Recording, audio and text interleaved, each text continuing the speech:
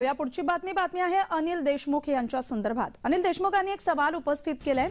भाजपाच्या एकतरी नेत्यावर कारवाई का केली नाही असा सवाल अनिल देशमुख यांनी ईडीला केलेला आहे।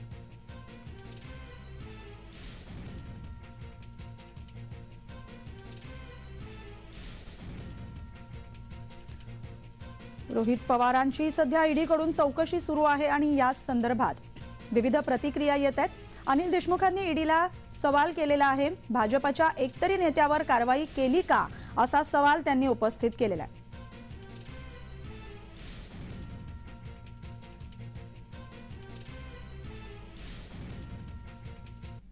हे जे सर्व मंडळी कोणती काँग्रेसची असो, राष्ट्रवादी असो, शिवसेना असो, आता शिवसेनेचे अनेकांना आपण पाहिलं की कशा पद्धतीने त्रास देणं चालू आहे। अशाच पद्धतीचा त्रास मला सुद्धा दिला, संजय राऊत साहेबांना दिला, नवाब मलिकांना दिला। जो कोणी आपल्या विरुद्ध भूमिका घेईल त्याला कशा पद्धतीने त्रास द्यायचे आपण चालू आहे। पण रोहित पवार एक खंबीर नेते आहेत, आम्ही सर्व त्यांच्या पाठीशी आहोत। ईडीच्या ऑफिसमध्ये जाऊन त्यांना ते 100% सहकार्य करतील। भारतीय जनता पार्टीचा एक तरी नेता, एक तरी कार्यकर्त्यावर कारवाई केली का यांच्या एजन्सीनी?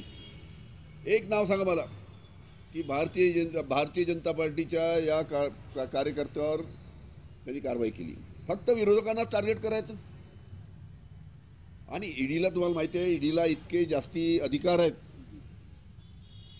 की ते कोणालाही अरेस्ट करू शकतात। तुम्ही नंतर आपली बाजू कोर्टामध्ये मांडत बसा आणि ईडीमध्ये बेल झाली तर ईडीमध्ये अरेस्ट झाल्यानंतर 1 वर्ष बेल होत नाही।